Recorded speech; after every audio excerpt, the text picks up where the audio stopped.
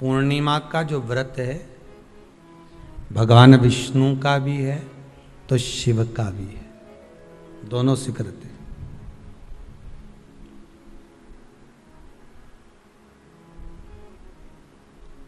दोनों स्वीकृत है। जिसका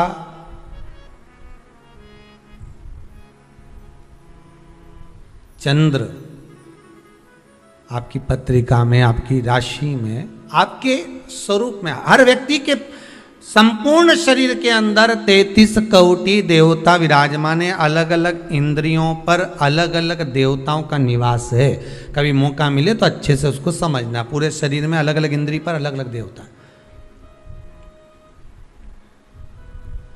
जिस व्यक्ति को रात्रि में, जैसे ही रात हो या दिन हो, भोजन करने के 15 मिनट के बाद ही नींद की झपकी आ जाए, समझ लेना चंद्र कमजोर पड़ गया, चंद्र गड़बड़ हो गया। बहुत ध्यान सुनिएगा जरा। पूर्णिमा का व्रत किसके लिए, वो भी ध्यान से दीजिए। शायद आपने कभी सुना ना सुना, पर अच्छे से सुन लोगे ना ये व्रत कथा, बार बार नहीं मिलने वाली। फिर इसके बाद तो तुम भले वो फिर फेसबुक यूट्यूब पर बाद में निकाल के भले सुनते रहना, पर सुन लो पूर्णिमा के व्रत का महत्व पूरा। एक, भोजन के बाद जब नशे जैसा माहौल हो जाए, आपको बिल्कुल कोई छेड़े ही नहीं, सोई नींद आएगा, जब लग जाए कि अब तो 2 क्षण सोना ही पड़ेगा, नेत्र कितना ही जगाओ तो भी नहीं माने, फिर तो बिन पिए नशा हो जाता है, जो बोले भोले गाता। तो ये जब ये चंद्र अपना प्रभाव दिखाता है तो भोजन के बाद आपको डुबा देता है। ठीक है,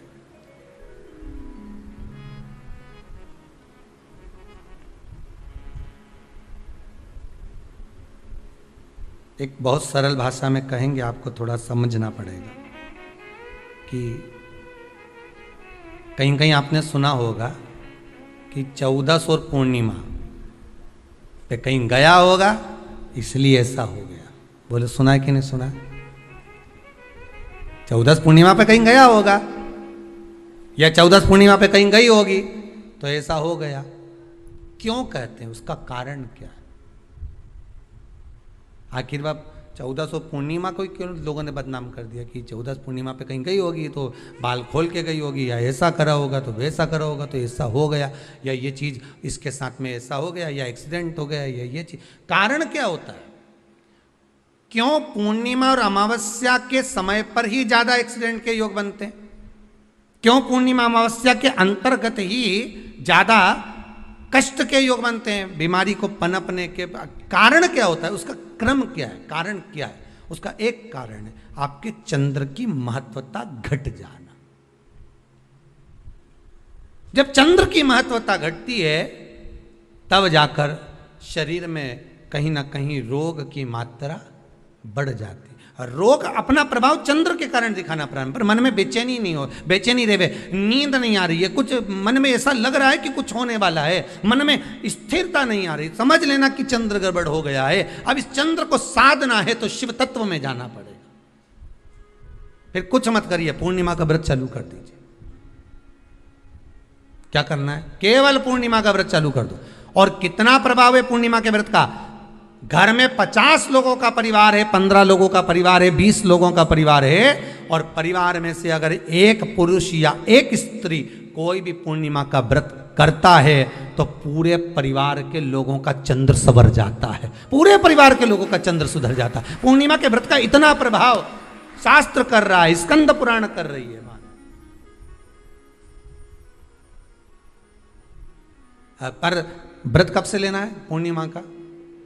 चैत्र की पूर्णिमा से। ठीक है, नहीं तो तुमने सोचा इतना महत्व सुना है पूर्णिमा के व्रत का तो मैं तो आज से नहीं खाऊं कछु, आज से ले लो। तो ये हर कोई सब तुम्हारा मर्जी पड़े, तुम तो आधी रात को उठ के भोजन करने लगो, तो ये कहीं वर्णन नहीं है। तुम तो आधी रात के नहा लो, तो ये कोई महत्व है? तो हर चीज़ का एक समय होता है कि इतनी बजे उठना, इतनी बजे मंजन करना, ऐसा करना, भोजन करना, ये समय पर फलाहार करना, ये समय पर ये, तो ये सब चीज़ का एक समय होता है, हर चीज़ का एक समय।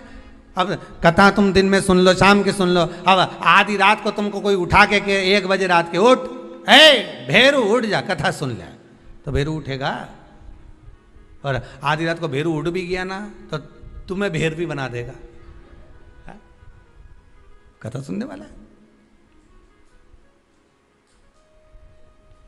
हर चीज का एक समय होता है कि आपको ये समय पर आपको ये ग्रहण करना, आपको इस समय पर भगवत स्मरण करना, आपको इस समय पर नाम जाप करना, आपको इस समय पर भगवान की भक्ति को धारण करना।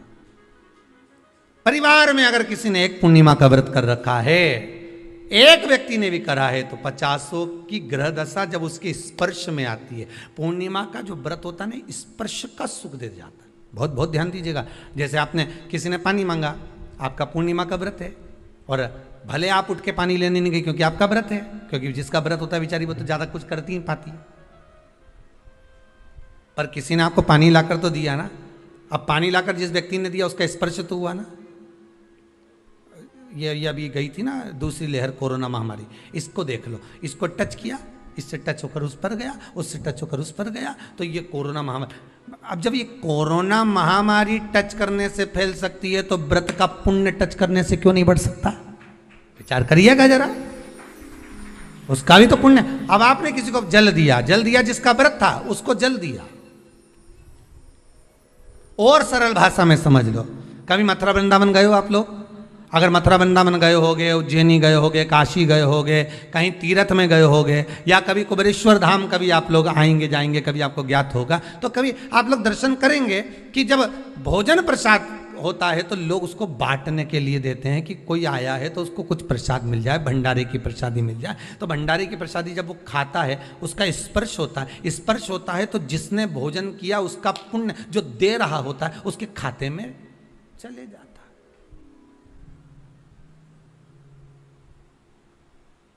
उसके खाते में गया वो। पूर्णिमा के व्रत का नियम है, घर में एक सदस्य भी कर रहा है, किसी ने उसको भोजन बनाकर थाली में कुछ प्रसाद फलाहार सामग्री दी, उसका स्पर्श बड़ी बहू को हुआ, बड़ी बहू रसोई घर में गई, उसने बाकी की चीज़ों को छू लिया, उसको देवरानी ने छू लिया, देवरानी ने कोई बर्तन छुआ, उससे तीसरी देवरानी ने देखा, उसने कोई चीज़ छू ली, तो वो छूते छूते छूते छूते वो पूर्णिमा का प्रभाव पूरे घर के लोगों को हो जाता है, और उनका चंद्र इतना प्रबल हो जाता है कि अपने आप उनकी बेचैनी, उनकी आलसता समाप्त हो जाती है। नहीं तो एक व्यक्ति के कारण पूरे चंद्र दशा खराब। एक दुखी तो सब दुखी, एक सुखी तो सब सुखी। वो देख ले कि हाँ इसको सुख मिल गया है, अब ठीक है।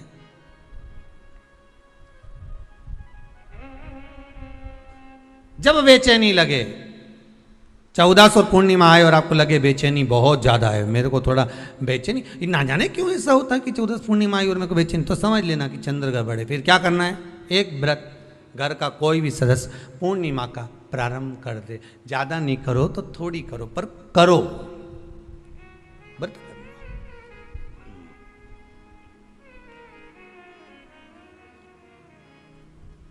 बहुत क्लेश हो रहा हो, बहुत क्लेश हो रहा हो, तो पूर्णिमा के दिन खीर का भोजन प्रत्येक महीने में एक बार ऐसा नियम बना लो, अपने दीवार पे लिख लो कि पूर्णिमा है और पूर्णिमा के दिन घर में खीर बनना ही है। केवल शरद पूर्णिमा अकेली पे नहीं हो, तुम एक पूर्णिमा पे तो बनाते हो खीर, शरद पूर्णिमा के दिन तो खूब जोरदार बना बुनो के ना डोलची के छत पे धर दो, उठा के भगवान ही धर दे, कहीं कहीं तो छत पे बनाए। तो बच्चे पूछ ले मम्मी ये छत पे क्यों रखी है, तो क्या अमृत गिरेगा?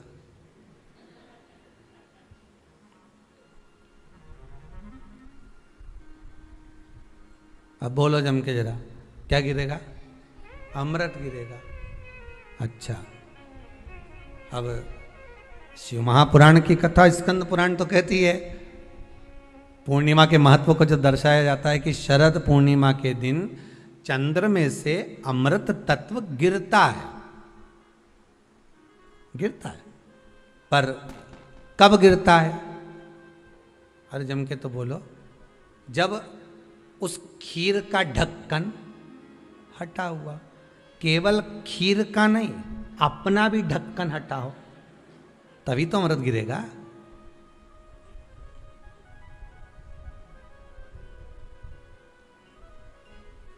अब दिमाग में तो ढक्कन बंद है, खीर रख दी छत पे।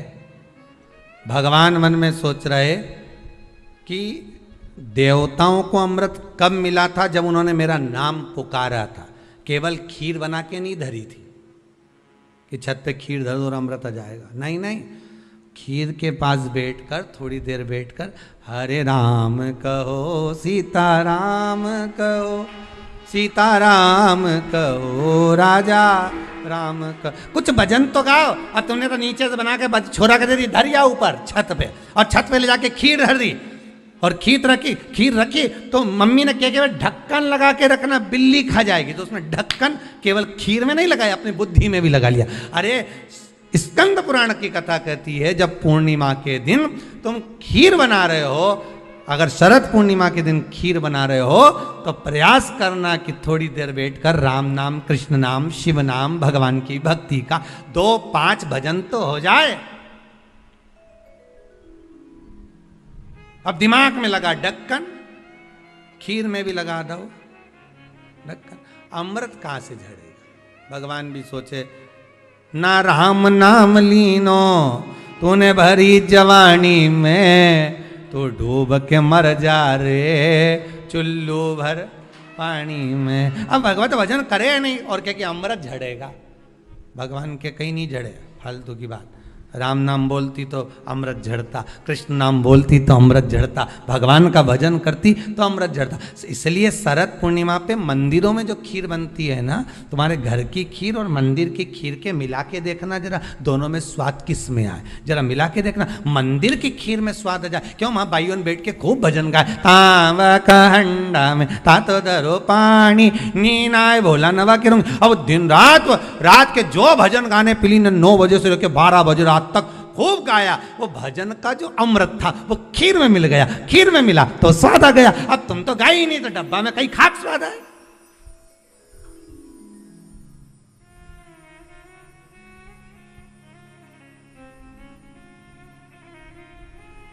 अब रात्रि को छोरा से क्या, जा खीर उठाना नीचे, जो खीर लेके आया ने खा के देखी तो ये खीर तो फटी गई।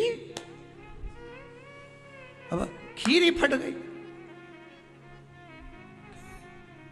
छोरा से 2 धर के दिया, कर तो ढाक के नहीं आया था? नहीं ढाक के आया।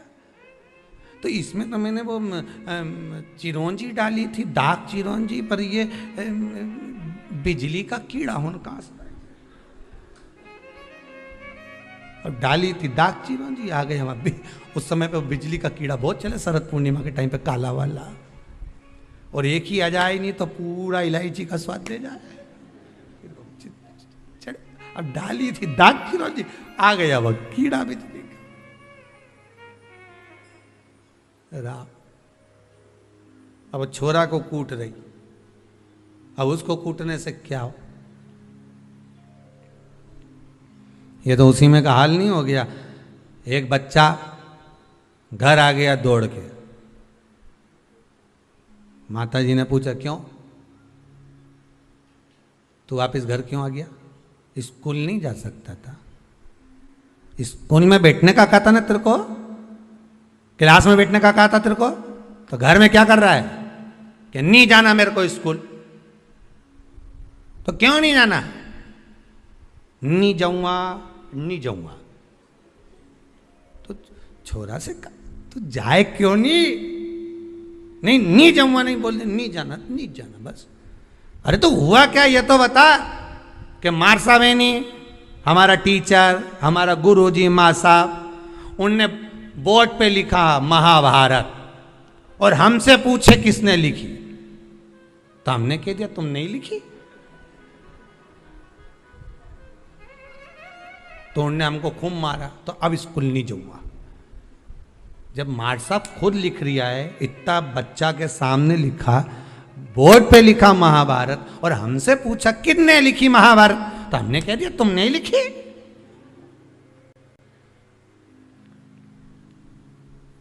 और उनने तो हमको टेबल पे खड़ा करने खूब दोचा, जैसे मंदिर के घंटा हो, खूब बजाया, खूब मारा। इसलिए अब नहीं जाऊंगा स्कूल। इतने में माँ ने हाथ पैर जोड़े, वो महाभारत किसने लिखी थी ये पूछा था, तो हम वही तो बोल रहे हैं माँ साहब ने लिखी थी। हम कौन से अलग बात बोल रहे हैं, हम भी तो बोल रहे हैं कि टीचर ने लिखी, माँ साहब ने लिखी। तू नहीं सुधरेगा कभी जिंदगी में। हम तुमसे इतना सा पूछ रहे हैं, महाभारत किसने लिखी? मार साहब ने लिखी, टीचर ने लिखी। और देखो मम्मी, भाई सुन ले, आई तू भी सुन ले, अब बार बार महाभारत की मत पूछना मेरे से। एक बार बोल दी मैंने उनने ही लिखी, उनने ही लिखी, उनने लिखी, अब बार बार मत पूछना। पिताजी आ गए दुकान से, खेत से, क्यों रे छोरा आज तू स्कूल नहीं गया? गया था। तो फिर बस सन ने खूब मारे, तुम भग आया। क्यों भग के आया? ऐसा क्या कर दिया तूने? तो मार साहब खुद लिखे, बोर्ड पे लिख दी महाभारत, और मुझसे पूछ रहे महाभारत किसने लिखी। मैंने भी कह दिया तुमने ही लिखी। तो मार साहब ने खूब मारा, मैं अब नहीं जाऊंगा। तो पिताजी बोले रे मूर्ख, तुझे बता देना तो महाभारत किसने, तो वही तो बताया कि मां साहब ने लिखी। पिताजी भी क्या बोलेगा। हम भी इसी भ्रम में महाराज, हम सोचे कि हम बस खीर में अमृत झड़ेगा। भगवान के जब झड़े जब राम बोले, अमृत जब झड़े जब कृष्ण बोले, अमृत जब झड़े जब भगवान का भजन होवे। केवल खीर बना के डब्बा को छत पे रखने से अमृत नहीं झड़ता। भगवान के भजन के साथ अमृत तत्व की जो प्राप्ति होती है तो वो आनंद ही दूसरा हो। किसी ने भजन में गाया है, आपने सुना होगा, अमृत है हरि नाम प्रभु का, अमृत है हरि नाम प्रभु का, इसे छोड़ विष पीना क्या, हरि नाम नहीं तो जीना क्या, प्रभु नाम नहीं तो जीना क्या। ये अमृत तत्व भगवान की भक्ति का होना चाहिए। ये अमृत तत्व परमात्मा के भाव का, निर्मलता के भाव का होना चाहिए। तो स्वाद। मेरा निवेदन है, अगर तुम्हारे घर में अशांति ज्यादा होती है, क्लेश बड़ा ज्यादा होता है, आप पूर्णिमा का व्रत करें ना करें, पर पूर्णिमा को खीर प्रसाद घर में अवश्य बना।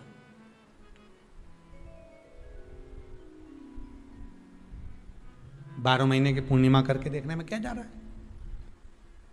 देख लो बना के। नहीं तो ना तो सियोर वाला महाराज तुम्हारे यहाँ खाने आ रहा है, नहीं तो खीर तो अपने घर में ही है। कोई महाराज तो नहीं आएगा खाने के लिए कि सियोर वाला महाराज को तुम खीर का डब्बा पहुंचा दो कि हर महीने की पूर्णिमा को तुम्हें ही खाना है, तुम्हें ही बनाना है। इतनी सी बना लो, पर बनाओ, देखो कि घर में शांति होती कि नहीं होती। बनाकर जाने में क्या जा रहा है? नहीं तो खीर तो है ही सरी, अगर शांति नहीं हुई तो खीर तो है, खा ही लेंगे। पर बना के देखने में कुछ जा रहा है क्या? बनाओ।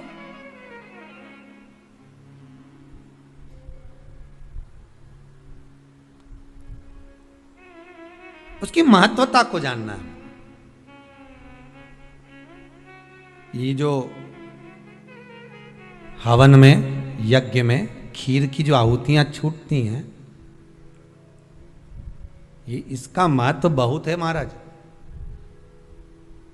आप समझें ना समझें वो आपकी जगह पर आपके यहां जब विद्वान ब्राह्मण, कोई विद्वान ब्राह्मण आपके यहां जब यज्ञ कराने आए, हवन कराने आए, वास्तु पूजन कराने आए, जब माता रानी का हवन, किसी भी रूप का यज्ञ कराने के लिए आए और वो खीर की आहुतियां जब छुड़वाए, तो आप पूछना कि खीर की आहुति का फल कितना, प्रताप फल कितना। पूरे यज्ञ में वो खीर की आहुतियां लक्ष्मी के लिए जो दी जाती है, वो लक्ष्मी की वृद्धि कर देती।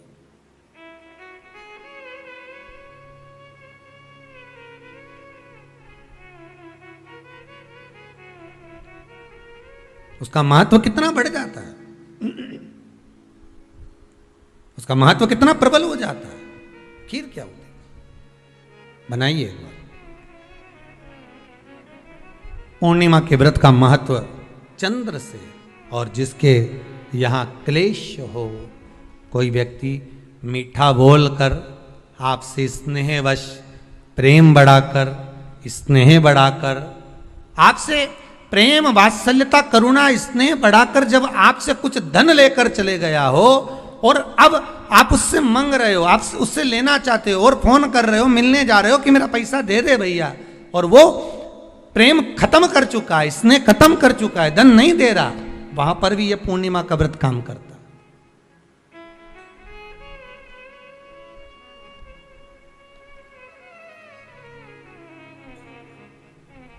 वहां पर भी पूर्णिमा का व्रत काम करता है। कहा व्रत करने वाला व्यक्ति जो पूर्णिमा का व्रत करता है, चावल का, अक्षत का, श्वेत वस्त्र में, सफेद कपड़े में अक्षत रखकर, जो जिससे धन लेना है, प्रेम वश लेकर गया है, स्नेह वश लेकर गया है और नहीं दे रहा है, उसका स्मरण कर कर ब्राह्मण देव को दे देने पर भी महाराज चंद्र की दशा सुधर कर लक्ष्मी का भाव वापिस प्राप्त हो जाता है, पुनः वापिस। ग्रहण अगर पड़ता है तो परिवार में, शास्त्रों में ऐसा वर्णन आता है कि गेरू, गेरू मतलब लाल चंदन। कौन सा चंदन, जम के बोलो जरा, लाल चंदन। ये गेरू तो बाद में आप लोगों ने उधर पे लगाना चालू करा, पर नियम ये है कि गर्भ में अगर बच्चा रहता है तो ग्रहण पड़ता है, चंद्र ग्रहण पड़े, सूर्य ग्रहण पड़े, तो जो नारी का गर्भ रहता है, भले वो 3 महीने का हो, 2 महीने का हो, 1 महीने का हो, 8 महीने का हो, 9 महीने का हो, 10 महीने का, नारी का अगर गर्भ है तो बुजुर्ग लोग भी कहते हैं, उनको ये भले नहीं मालूम होगा कि क्यों गेरू लगाते, गेरू नहीं, लाल चंदन की 3 रेखा नारी को अपने पेट पर खींच लेना चाहिए। क्या होता है तो कहा, बच्चा विपरीत पैदा नहीं होता, बच्चा स्वतंत्र स्वस्थ अच्छा पैदा होता है। पूर्णिमा के नारियों को, स्त्रियों को अखंड सौभाग्य के लिए, जो नारी वैधव्य नहीं होना चाहती है, उस नारी को पूर्णिमा के कितने व्रत करना चाहिए। जिस नारी के यहाँ संतान नहीं हो, औलाद नहीं हो, उसको पूर्णिमा के कितने व्रत करना चाहिए। जिस नारी का पुत्र, पति बहुत बीमारी से ग्रसित हो, लग रहा हो कि ये मेरा बेटा बहुत बड़ी बीमारी में घिरा हुआ है, तो नारी को कितने व्रत करना चाहिए। स्वयं भगवान कृष्ण ने माता यशोदा को द्वापर में भी बताया है कि पूर्णिमा के 32 व्रत होते हैं। कितने व्रत होते हैं? 32।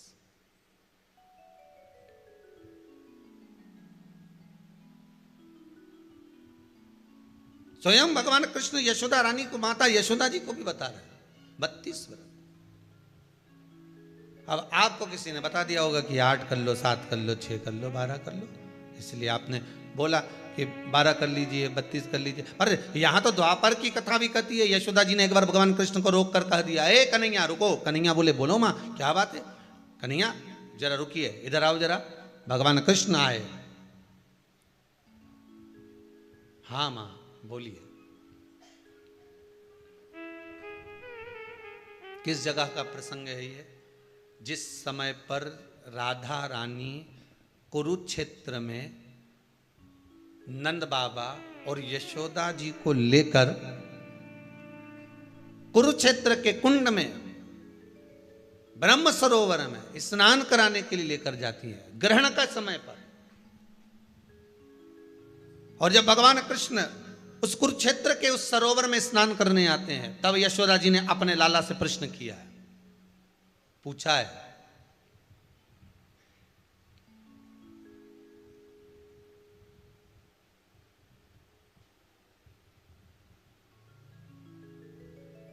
कि नारी वैधव्य होकर ना मरे।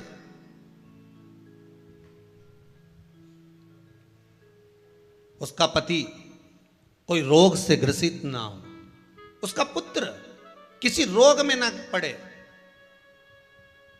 अरे भाई कितना सुंदर संवाद लिखा है। अगर किसी माता का पुत्र मान लो किसी नशे में डूबा हुआ है, कोई नशा कर रहा है और गलत नशा है, आपको लग रहा है कि ये नशे में डूबा हुआ है, आपको लग रहा है कि ये गलत जगह पर डूब गया है, आपको लग रहा है कि मदिरापान में, मांसाहार में या अधिक गांजा आदि का जो भी नशे होते हैं, जितने भी नशे, उसमें डूब चुका है। और माँ उसको समझा रही है, तू नशे में मत डूब, तू इस काम को मत कर, तू ये गलत कर्म मत कर। माँ उसको समझा कर हार गई। तो मेरा माताओं से निवेदन है, आप उसको समझाना बंद कर दो, एक काम करना प्रारंभ कर दीजिए। हमें जो शिव महापुराण के माध्यम से शास्त्र कह रहा है कि आप 32 पूर्णिमा के व्रत प्रारंभ कर दो। उसमें करना क्या है आपको? केवल जिस दिन व्रत रहे, रात्रि के समय पर कोई भी मीठा कुछ भी सामग्री आप चंद्र की रोशनी में, चंद्र को अर्घ देने के बाद, पूजन करने के बाद उसको रखो, और वही सामग्री जो नशा कर रहा है उसको पूर्णिमा के दूसरे दिन उसको खिलाओ। आप धीरे धीरे खिलाना चालू करेंगे, जिस नशे में वो डूबा हुआ उस नशे से वो छूटना प्रारंभ हो जाएगा। 2 पूर्णिमा व्रत करके तो देखो, तीसरे में तुम्हें जरूरत ही नहीं पड़े। धीरे धीरे आप वो छूटना प्रारंभ हो जाएगा। स्वयं भगवान कह रहे हैं, यशोदा मैया ने कन्हैया को रोक लिया कुरुक्षेत्र के उस मैदान में,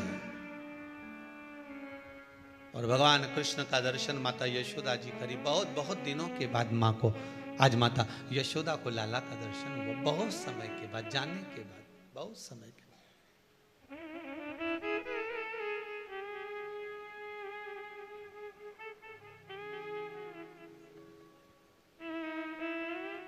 महापुराण की कथा कहती है, महाराज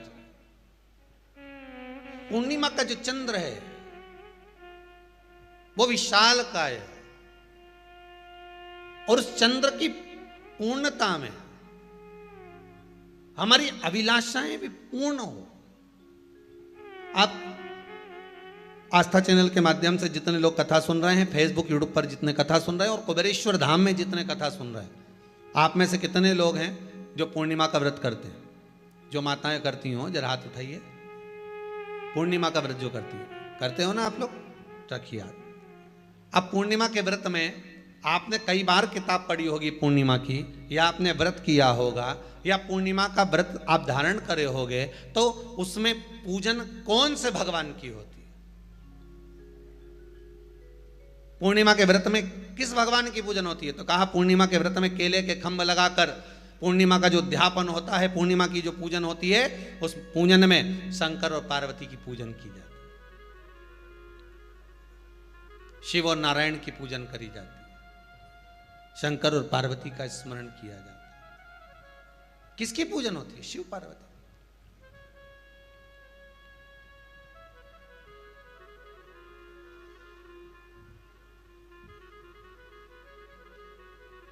क्यों शंकर और पार्वती का पूजन क्यों करा जाता है पूर्णिमा के व्रत में?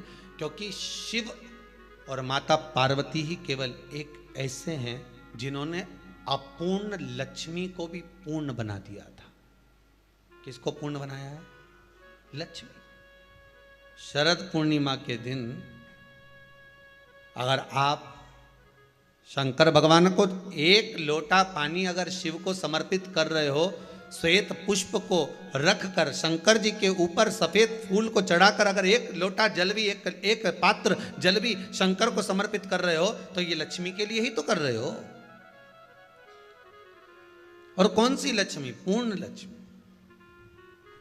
पूर्ण लक्ष्मी। आपको पहले भी कथा में कहा, एक बार भगवान विष्णु के सामने लक्ष्मी मैया ने बहुत तेज स्वर में कह दिया था, नारायण, दुनिया के लोग आपका नाम जपते हैं, दुनिया के लोग नारायण नारायण कहते हैं, दुनिया के लोग आपका भजन करते हैं, पर सत्य मायने में कहूं ना तो मेरे बिना दुनिया के लोगों की नहीं चल सकती, मेरे बिना दुनिया नहीं चल सकती, संसार मेरे बिना नहीं चल सकता। भगवान विष्णु ने कहा ये तो गलत है लक्ष्मी आपका कहना। एक दिन लक्ष्मी को अहंकार आ गया, अहंकार के संबोधन जब माता लक्ष्मी करने लगी तो भगवान, उसी समय पर भगवान विष्णु को क्रोध आ गया और भगवान विष्णु ने कह दिया, लक्ष्मी तू इतनी बड़ी बड़ी बात कहती है कि तेरे बिना नहीं रह सकती संसार। मैं तुझे कहता हूं लक्ष्मी तू अपूर्ण है, तू अपूर्ण है, तू पूर्ण कब हो गई?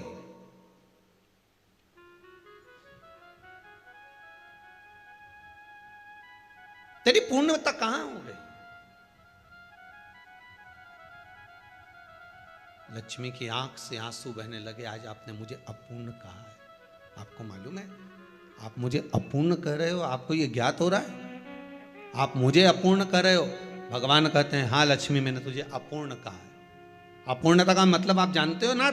भगवान कहते हैं लक्ष्मी मैं सब जानता हूं। लक्ष्मी रोती हुई माता सरस्वती के पास पहुंच गई। सरस्वती ने पूछा क्या बात है लक्ष्मी, क्यों रो रही हो? लक्ष्मी जी ने कहा क्या बताऊं सखी, मेरे पति ने आज मुझे अपूर्ण कह दिया है।